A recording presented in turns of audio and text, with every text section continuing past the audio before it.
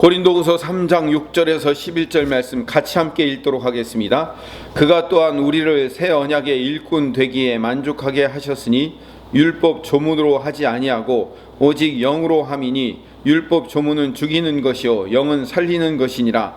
돌에 써서 새긴 죽게 하는 율법 조문의 직분도 영광이 있어 이스라엘 자손들은 모세의 얼굴이 없어질 영광 때문에도 그 얼굴을 주목하지 못하였거든. 하물며 영의 직분은 더욱 영광이 있지 아니하겠느냐. 정죄의 직분도 영광이 있은즉 의의 직분은 영광이 더욱 넘치리라. 영광되었던 것이 더 큰 영광으로 말미암아 이에 영광될 것이 없으나 없어질 것도 영광으로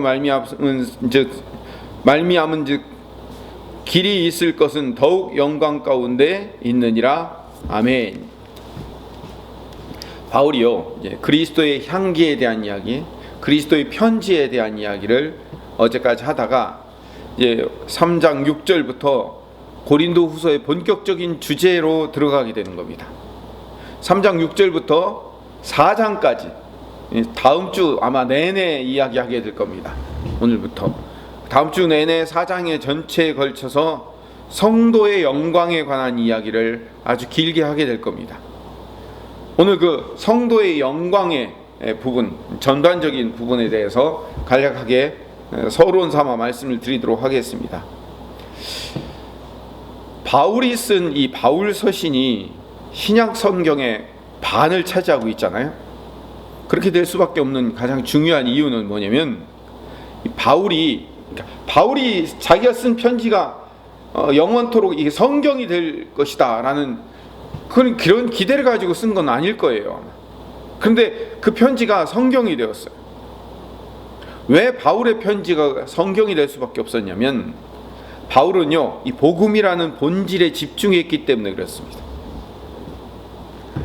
자기가 일평생 열정을 다해 온 마음을 다해 전하는 이 복음이 얼마나 영광스러운 것인지, 그리고 그 복음을 믿지 않는 자들에게 그 복음을 전달하는 것이 얼마나 영광스러운 직분인지를 알고 있어요. 그리고 그걸 고백하고 있어요. 그러니까 바울이 뭘 알았다는 거예요. 본질을 알았다는 거예요. 뭘 알았냐면 복음이 얼마나 영광스러운가에 대한 본질을 알고 있었던 거죠. 이게 아주 중요한 겁니다. 오늘 본문을 해설하기 전에 먼저 제가 오늘 이 본문을 묵상하면서 어제 깊이 묵상하면서 깨달은 게 뭐냐면 이거예요. 제가 바울처럼 내가 가지고 있는 이 복음을 얼마나 영광스럽게 생각하는가, 이걸 제가 고민해 봤습니다. 이 복음을 전하고 이 복음을 설명하는 일에 대해서 나도 바울처럼 그렇게 영광스럽게 생각하고 있는가? 여러분도 한번 고민해 보십시오. 예수 그리스도께서 우리를 구원하셨다는 이 복음이 정말로 여러분의 삶에서, 여러분의 인생에서 정말로 영광스러우며 감격스러운 것인가? 아니면 세월이 많이 지나서 저 같은 경우는 삶의 한 방편으로 복음을 전하며, 여러분 같은 경우는 삶의 한 방편, 즉 복받고 무탈하기 위한 종교의 도구로서 신앙을 가지고 있는지 본질적인 질문을 한번 해보자는 거죠. 그런 차원에서 오늘 본문을 가봅시다. 오늘 5절에서 11절까지 우리가 읽은 이 본문은요, 복음을 전하는 이 사도라는 직분이 얼마나 영광스러우며 내가 이 복음을 전하고 있는 것이 얼마나 영광스러운 것인가, 하나님 나라에서 얼마나 영광스러운 직분과 일을 하고 있는가, 이걸 지금 자랑스럽게 얘기하고 있는 거예요. 이제 그러면서 이제 반대급부로 고린도 교인들이 이 편지를 읽으면서 저처럼 듣기를 원하는 말이 있죠. 너희들도 나처럼 그렇게 이것이 영광스러운 직분을 알고 있는가? 너희들이 가지고 있는 나에게서 받은 그 복음이라는 그 놀라운 소식이, 기쁜 소식이 너희들의 삶에 그렇게 영광스러운 거 맞아? 라고 질문하고 있는 거예요. 6절로 가봅시다. 하나님께서 우리를 새 언약의 일꾼이 되기에 적절한 자격을 주셨다고 말하고 있습니다.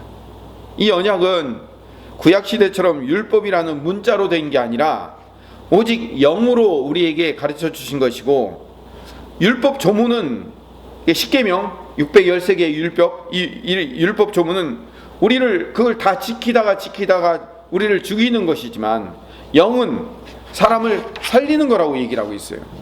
제가 주일마다 출애굽기를 강의하면서 이 말씀을 여러 번 드렸을 거예요. 613개의 율법 조문을 하나도 빠뜨리지 않고 지키고 애쓰는 바리새적인 신앙은 결국 사람들을 죽이고 예수님을 결국 죽였잖아요.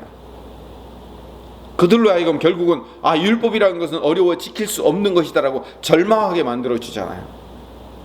그런데 성령께서 임하셔서 하나님 사랑과 이웃 사랑을 마음에 가지고 산다는 것, 그게 율법 전체를 1.1획도 빠지지 않고 온전히 지키는 것이더라고요. 제가 주일마다 말씀을 드리고 있지 않습니까? 사람을 살리는 거죠. 사랑하는 것, 사람을 살리는 거예요. 7절로 가봅시다. 돌에 써서 새긴 죽게 하는 율법 조문, 즉 십계명을 받은 그 모세의 직분도 영광스러워요. 그렇게 우리를 어렵게 만들고 우리를 지키도록 규정하고 우리를 얽매이게 만드는 그 구약의 율법조차도, 그것을 받은 그 모세는 그 얼굴에 영광이 나타났다고요. 그것도 하나님이 우리에게 주신 거기 때문에, 어느 정도 그 구약의 십계명을 율법을 받은 그 모세가 영광스러운 직분을 가진 거냐면, 모세의 얼굴에 나타난 영광 때문에 그 얼굴을 백성들이 이렇게 똑바로 주목해서 보지 못할 정도로 영광을 가진 거예요. 제가 여기 이제 녹화 온라인으로 계속 보내고 온라인으로 이 설교를 듣는 사람들이 꽤 있으니까요. 그래서 이제 매 새벽마다 설교를 하지 않습니까? 그런데 여기 원래 제가 여기 인테리어 할 때 여기를 좀 어둡게 했어요. 어둡게 하니까 제가 전체가 이렇게 어두침침하게 보이는 거예요. 이렇게 프랭카드라고 잘못 걸어놓으면 여기 전체가 어두침침해서 우리 교회 안수 집사님 한 분이 등을 달아놨어요. 여기 이 앞에 이게 보이는 등인데, 지금은 제가 이렇게 적응이 돼가지고 잠깐 위를 올려다 봐도 별로 그렇게 눈이 크게 부시지 않을 만큼 적응이 되는데요. 처음에는 이 등을 이렇게 달아가지고 눈에 이렇게 비칠 수 있도록 해놓으니까 처음에 딱 들어가지고 설교를 하는데요, 앞에 있는 사람들이 한 사람도 안 보이는 거예요. 이 빛이 막 눈앞에 쫙 들어가지고 눈을 뜰 수가 없어서, 그래서 첫날 이 녹화를 하는데 너무 힘든 거예요. 이 빛 때문에 적응이 안 돼가지고. 이런 거죠. 모세의 얼굴에 이 빛하고는 비교가 할 수 없을 정도로, 이 LED 등과 비교할 수 없을 정도로 엄청난 빛이 모세의 얼굴에 비치니까 백성들이 얼굴을 쳐다볼 수 없을 정도로 그 빛이 났다는 거예요. 영광이 그 얼굴에 임했다는 거죠. 중요하니까 시간이 많이 가지만 한번 찾아봅시다. 출애굽기 34장, 고린도후서 3장은 간지줄로 끼워놓고요. 출애굽기 34장 29절, 출애굽기 34장 29절에서 35절 말씀 제가 읽을 테니까 여러분들 따라 읽어보시기 바랍니다. 출애굽기 34장 29절에서 35절 말씀. 모세가 그 증거의 두 판을 모세의 손에 들고 시내산에서 내려오기니, 그 산에서 내려올 때 모세는 자기가 여호와와 말하였으므로 말미암아 얼굴 피부에 광채가 나나 깨닫지 못하였더라. 아론과 온 이스라엘 자손이 모세를 볼 때 모세의 얼굴 피부에 광채가 남을 보고 그에게 가까이 하기를 두려워하더니, 모세가 그들을 부르매 아론과 회중의 모든 어른이 모세에게로 오고 모세가 그들과 말하니, 그 후에야 온 이스라엘 자손이 가까이 오는지라. 모세가 여호와께서 시내산에서 자기에게 이르신 말씀을 다 그들에게 명령하고, 모세가 그들에게 말하기를 마치고 수건으로 자기 얼굴을 가렸더라. 그러나 모세가 여호와 앞에 들어가서 함께 말할 때에는 나오기까지 수건을 벗고 있다가 나와서는 그 명령하신 일을 이스라엘 자손에게 전하며, 이스라엘 자손이 모세의 얼굴에 광채를 보므로 모세가 여호와께 말하러 들어가기까지 다시 수건으로 자기 얼굴을 가렸더라. 모세가 십계명 받는 일조차도 하나님 앞에 며칠 가가지고 그 십계명 받는 직분조차도, 그것조차도 영광스러운 직분인 거예요. 왜? 하나님의 영광이 그 모세에게 임하기 때문에. 그래서 수건으로 얼굴을 가려야 할 만큼 그렇게 아주 빛나는 영광스러운 직분을 가지고 있었다라는 그 출애굽 29장의 이야기를 사도 바울이 가져와서 구약의 율법을 받는데도 이렇게 영광스러웠는데, 8절이요. 고린도 후서 3장 8절입니다. 두 번째 십계명을 시내산에서 받아 내려온 모세가 이렇게 율법을 받아 내려온 것 자체가 영광스러운 직분이었으며 영광스러운 행동이었다는 것을 말하며, 바울은 그러나 이제 자기 자신이 전하는 예수 그리스도의 복음과 예수 그리스도 그분 자체가 내 안에 임했기 때문에 이 영광은 그 모세의 영광과는 비교할 수도 없는 진짜 엄청난 영광이며 영광스러운 직분이다라는 것을 소개하고 있는 거예요. 9절에 정죄의 직분. 율법은 뭐 하는 거예요? 사람을 정죄하잖아요. 이렇게 하면 되고 이렇게 하면 안 되고, 사람을 정죄하는 그 정죄의 직분, 즉 모세의 율법의 역할이 정죄의 역할을 했기 때문에 그 율법을 감당하는 자들의 직분도 영광스러웠지만, 그것조차도 의의 직분, 즉 복음을 감당하는 자들의 직분은 얼마나 크고 영광스러울 것인가, 이걸 알아야 된다라고 사도 바울이 말하고 있는 거예요. 10절 11절 말씀을 간단히 요약하면요, 참으로 이런 점에서 지금까지 영광으로 빛났던 구약의 율법이 이제는 더 빛나는 영광인 이 신약의 복음의 영광이 나타났기 때문에 구약의 율법의 영광은 그 빛을 잃게 되는 거예요.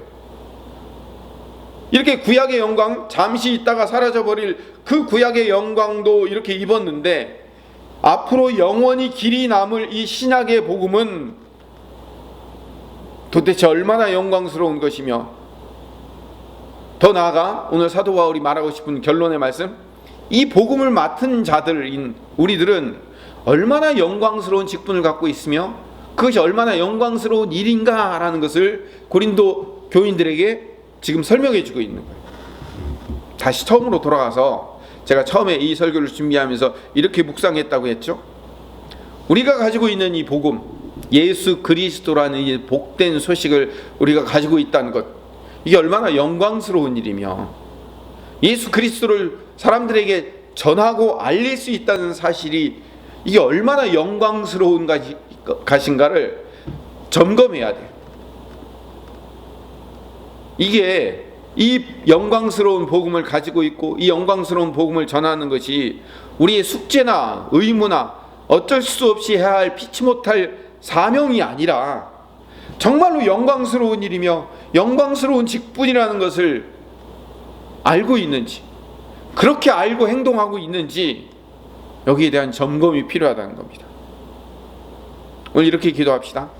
예수 그리스도의 복음을 전하는 것, 우리 교회의 목적이에요. 우리 주보나 여기 앞에 이렇게 제목으로 쓰여진 것, 예수 그리스도의 복음을 전하는 교회, 김포수종교회 주제를 그렇게 정해놨습니다.